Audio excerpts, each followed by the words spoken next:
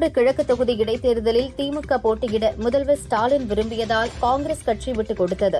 இந்த சூழலில் திமுக சார்பில் திமுக கொள்கை பரப்பு இணை செயலாளர் வி.சி. சந்திரகுமார் போட்டியிடுவார் என முதல்வர் ஸ்டாலின் அறிவித்துள்ளார். திமுகவை கடுமையாக விமர்சித்து வரும் பாஜக ஈரோடு கிழக்கு தொகுதி இடைத்தேர்தலில் போட்டியிடலாமா அல்லது வேண்டாமா என்ற முடிவை எடுக்க முடியாமல் திணறி வருகிறது. மேலிடத்திடம் கேட்டு அதன் முடிவு தெரிந்ததும் விரைவில் பாஜகவின் நிலைப்பாடு என்ன என்பது அதிகாரப்பூர்வமாக அறிவிக்கப்படும் என கட்சி நிர்வாகிகள் தெரிவித்தனர். விசிகாவை அங்கீகரிக்கப்பட்ட மாநில கட்சியாக தேர்தல் ஆணையம் அதிகாரப்பூர்வமாக அறிவித்திருப்பதை அறிந்து மகிழ்ச்சியடைவதாக முதல்வர் ஸ்டாலின் வாழ்த்து தெரிவித்துள்ளார். இந்தி நமது தேசிய மொழி அல்ல, அது ஒரு இணைப்பு மொழி என பாஜக மாநில தலைவர் அண்ணாமலை தெரிவித்துள்ளார். நமது வசதிக்கேற்ப பயன்படுத்தப்படும் மொழி என கூறினார். ஈவேரா பற்றி சீமான் விமர்சிப்பது ஏற்புடையதல்ல. இந்த போக்கை சீமான் தவிர்ப்பது அவருடைய அரசியலுக்கு நல்லது என திருமாவளவன் கூறினார். பஞ்சாப் லூதியானா மேற்கு தொகுதி எம்எல்ஏவாக ஆம் ஆத்மி கட்சியைச் சேர்ந்த குர்பிரீத் கோகி இருந்தார். இவர் நள்ளிரவில் சுட்டுக் கொல்லப்பட்டார். கோகி துப்பாக்கியால் தன்னை தானே தற்செயலாக சுட்டுக் கொண்டார். தலையில் குண்டு பாய்ந்து இறந்தார் என அவரது குடும்பத்தினர் கூறுகின்றனர். பிரேத பரிசோதனை முடிவில் மரணத்துக்கான காரணம் தெரியவரும் என துணை போலீஸ் கமிஷனர் ஜஸ்கரன் சிங் தேஜா கூறினார். போக்குவரத்து துறையில் வேலை வாங்கி தருவதாக மோசடி செய்ததாக அமைச்சர் செந்தில் பாலாஜி மீது சுப்ரீம் கோர்ட்டில் வழக்கு நடந்து வருகிறது. இந்த வழக்கு விசாரணையில் இருந்து விலகுவதாக நீதிபதி கே.வி. விஸ்வநாதன் அறிவித்தார். இந்த வழக்கு வேறு அமர்வில் பட்டியலிடப்படும் என சுப்ரீம் கோர்ட் தெரிவித்துள்ளது. வழக்கு விசாரணை வரும் 27ஆம் தேதிக்கு ஒத்திவைக்கப்பட்டது. பொங்கல் பண்டிகை நெருங்கி வரும் நிலையில் விமான கட்டணங்கள் பல மடங்கு உயர்ந்துள்ளதால் பயணிகள் அதிர்ச்சியடைந்துள்ளனர். சென்னை மதுரைக்கு 17,645 ரூபாய், திருச்சிக்கு 14,337 ரூபாய், கோவைக்கு 16,647 ரூபாய், தூத்துக்குடிக்கு 12,866 ரூபாய் கட்டணம் வசூலிக்கப்படுகிறது.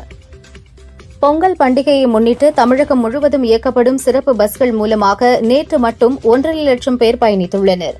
2ஆம் நாளாக இன்றும் சிறப்பு பஸ்களை பயன்படுத்தும் பயணிகள் எண்ணிக்கை மேலும் அதிகரிக்கும் என்று எதிர்பார்க்கப்படுகிறது. பொங்கல் பண்டிகையை ஒட்டி சேலம், கோவை, பொள்ளாச்சி வழித்தடத்தில் சென்னை, மதுரை இடையே சிறப்பு ரயில் இயக்கப்படும் என தெற்கு ரயில்வே அறிவித்துள்ளது. சாவர்கர் குறித்து அவதூறாக பேசியதாக லோக்சபா எதிர்க்கட்சித் தலைவர் ராகுல் மீது புனேயில் உள்ள எம்பி, எம்எல்ஏக்கள் மீதான புகார்களை விசாரிக்கும் சிறப்பு கோர்ட்டில் வழக்கு தொடரப்பட்டது. இந்த வழக்கு விசாரணைக்கு வந்தபோது ராகுலுக்கு ஜாமீன் வழங்கியும் விசாரணைக்கு நேரில் ஆஜராவதில் இருந்து நிரந்தர விலக்கு அளித்தும் கோர்ட் உத்தரவிட்டது.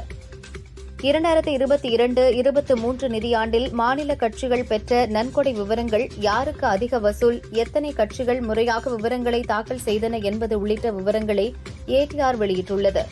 மொத்தம் 2119 பேரிடமிருந்து 216 கோடியே 765 லட்சம் ரூபாயை 28 கட்சிகள் நன்கொடையாக பெற்றுள்ளன. தெலுங்கானாவின் பிஎஸ்ஆர் கட்சி 154 கோடியே 3 லட்சம் ரூபாய் நன்கொடையுடன் முதலிடத்தில் உள்ளது. திமுகவுக்கு 7 கோடியே 22 லட்சம் ரூபாய் நன்கொடை கிடைத்துள்ளது. 2025இல் இந்திய பொருளாதார வளர்ச்சி 6.6% இருக்கும். இந்தியாவின் பொருளாதாரம் தெற்காசிய பிராந்தியத்தின் வளர்ச்சியில் முக்கிய பங்கு வகிக்கும் என ஐநா கணித்துள்ளது. 2026இல் பொருளாதார வளர்ச்சி 6.8% இருக்கும்.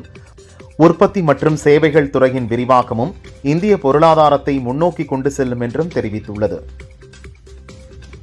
கள்ளக்குறிச்சி துருகம் சாலையில் கலையரசி என்பவர் ஹார்ட்வேர்ஸ் கடை வைத்துள்ளார். நள்ளிரவில் திடீரென கடையில் தீப்பற்றி எரிந்தது. தீயணைப்புத் துறையினர் நீண்ட நேரம் போராடி தீயை அணைத்தனர். இருப்பினும் 7 லட்சம் ரூபாய் மதிப்பிலான பொருட்கள் தீயில் கருகின. தீ விபத்துக்கான காரணம் குறித்து போலீசார் விசாரிக்கின்றனர். நாமக்கல் மாவட்டம் எலச்சிபாளையம் அடுத்த புல்லாகவுண்டன்பட்டி பஸ் ஸ்டாண்ட் அருகே கஞ்சா விற்பனையில் ஈடுபட்ட திருச்சியைச் சேர்ந்த ரகுராஜா என்பவரை போலீசார் கைது செய்தனர். அவரிடமிருந்து 400 கிராம் கஞ்சாவை பறிமுதல் செய்து திருச்செங்கோடு கிளை சிறையில் அடைத்தனர். ராணிப்பேட்டை மாவட்ட கலெக்டர் அலுவலகத்தில் கலெக்டர் சந்திரகலா தலைமையில் சமத்துவ பொங்கல் விழா நடந்தது. ஆஸ்திரேலியா உட்பட பல்வேறு வெளிநாடுகளைச் சேர்ந்த ஏராளமானோர் வேட்டி, சேலை அணிந்து பங்கேற்றனர். கும்மி ஆட்டம், ஆடல், பாடல் நிகழ்ச்சிகளுடன் சமத்துவ பொங்கல் கொண்டாட்டம் களை கட்டியது. தருமபுரி மாவட்டம் அரூர் அருகே அச்சில்வாடி கிராமத்தில் கடமன் ஏரி நிரம்பியதால் உபரி நீர் வெளியேறியது. ஏரியை சுற்றியுள்ள 50 ஏக்கர் விவசாய நிலங்களுக்குள் தண்ணீர் தேங்கியது. நெல், வாழை, கரும்பு, மஞ்சள், பாக்கு உள்ளிட்ட பயிர்கள் நீரில் மூழ்கி அழுகும் நிலை ஏற்பட்டுள்ளது. 2 மாதங்களாக தேங்கி நிற்கும் தண்ணீரை அப்புறப்படுத்த நடவடிக்கை எடுக்க வேண்டும் என விவசாயிகள் கோரிக்கை விடுத்தனர். திருப்பதி ஏழுமலையான் கோயிலில் வைகுண்ட துவாதசியை முன்னிட்டு சக்கரத்தாழ்வார் தீர்த்தவாரி நிகழ்ச்சி நடைபெற்றது. இதில் பக்தர்கள் திரளாக கலந்து கொண்டு புனித நீராடினர். புதுச்சேரியின் காரைக்கால் திருமலைராயன்பட்டினம் பகுதியில் உள்ள பிரசன்ன வெங்கடேச பெருமாள் கோயிலில் வைகுண்ட ஏகாதசி விழா விமரிசையாக நடந்தது. கருட வாகனத்தில் எழுந்தருளிய பெருமாளுக்கு மகா தீபாராதனை காட்டப்பட்டது. திரளான பக்தர்கள் பங்கேற்று சாமி தரிசனம் செய்தனர். சென்னை திருவொற்றியூர் வடிவுடையம்மன் கோயிலில் மார்கழி மாத ஆருத்ரா 7ஆம் நாள் உற்சவத்தை முன்னிட்டு மாணிக்கவாசகர் வீதி உலா நடைபெற்றது. மாணிக்கவாசகரை வண்ண வண்ண பூக்களால் அலங்கரித்து பல்லக்கில் வைத்து சிவன் தாங்கிகள் கோவில் உட்பிரகாரத்தை சுற்றி வந்தனர். பின்னர் 4 மாட வீதி உலா ஊர்வலம் மிக விமரிசையாக நடைபெற்றது. கலிபோர்னியா மாகாணம் லாஸ் ஏஞ்சல்ஸ் நகரில் காட்டுத் தீயால் பலியானோர் எண்ணிக்கை 11ஆக அதிகரித்துள்ளது. காட்டுத் தீக்கு இரையான வீடுகள் மற்றும் கட்டிடங்களின் எண்ணிக்கையும் 10,000ஆக உயர்ந்துள்ளது. ஆப்கானிஸ்தானில் இன்று காலை திடீரென நிலநடுக்கம் ஏற்பட்டது. காலை 5:05 மணியளவில் ஏற்பட்ட இந்த நிலநடுக்கம் ரிக்டர் அளவுகோலில் 4.2ஆக பதிவானது.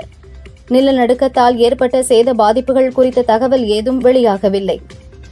19 வயதுக்குட்பட்டோருக்கான கூச் பெஹர் கோப்பை கிரிக்கெட் தொடரின் இறுதிப் போட்டி அகமதாபாத்தில் நடந்தது. தமிழகம், குஜராத் அணிகள் மோதின.